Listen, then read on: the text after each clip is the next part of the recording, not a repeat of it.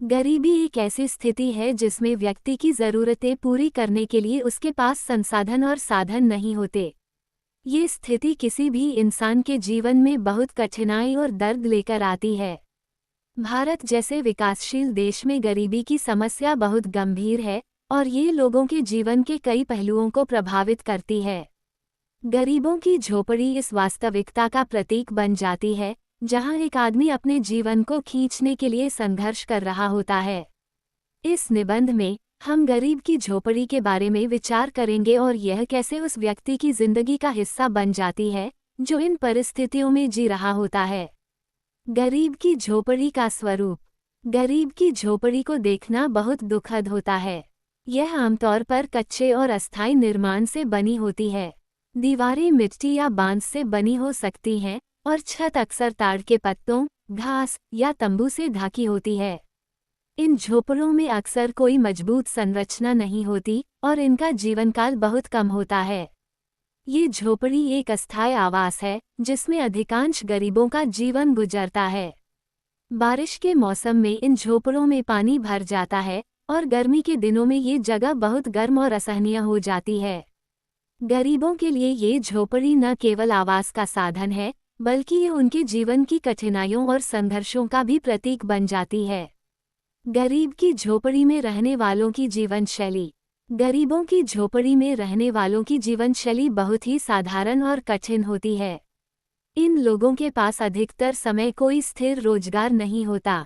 कई बार वे दिन भर मेहनत मजदूरी करते हैं, लेकिन फिर भी उनका जीवन केवल बुनियादी जरूरतों को पूरा करने के लिए संघर्ष करता रहता है।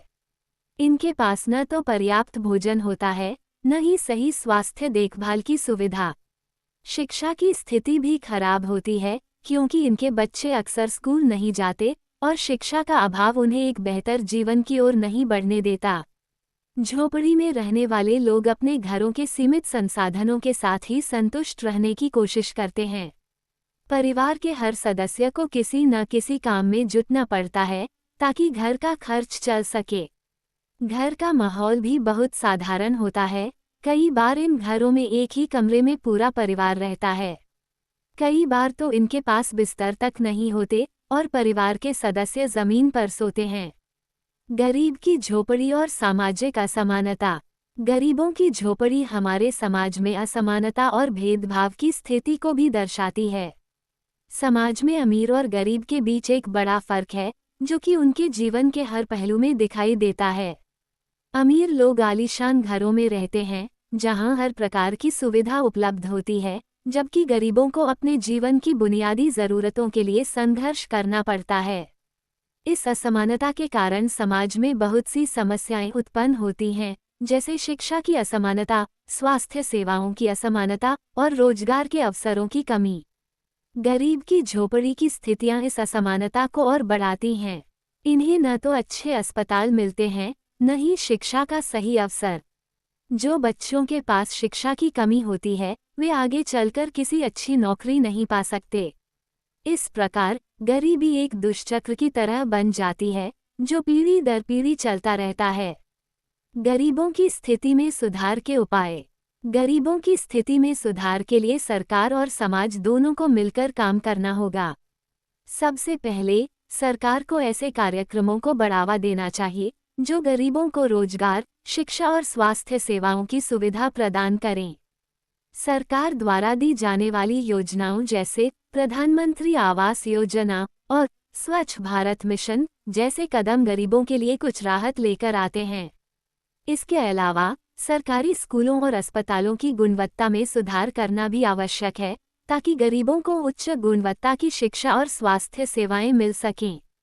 सामाजिक और निजी संस्थाओं को भी इस दिशा में कार्य करने की आवश्यकता है।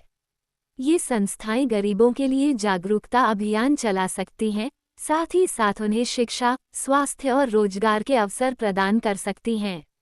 निष्कर्ष: गरीब की झोपड़ी न केवल एक अस्थायी आवास का प्रतीक है, बल्कि यह हमारी सामाजिक और आर्थिक असमानता की स्थिति को भी दर्शाती है। ये हमें यह एहसास दिलाती है कि हमारे समाज में कुछ लोगों को बुनियादी आवश्यकताओं को प्राप्त करने के लिए कठिन संघर्ष करना पड़ता है। अगर हमें अपने समाज में समृद्धि और समानता लानी है, तो हमें इस दिशा में गंभीर प्रयास करने होंगे। गरीबों को शिक्षा, स्वास्थ्य और रोजगार के अवसर प्रदान करना हमारी जिम्मेदारी है, ताकि वे भी अपने जीवन को बेहतर बना सकें और समाज में अपनी स्थिति को सुधार सकें।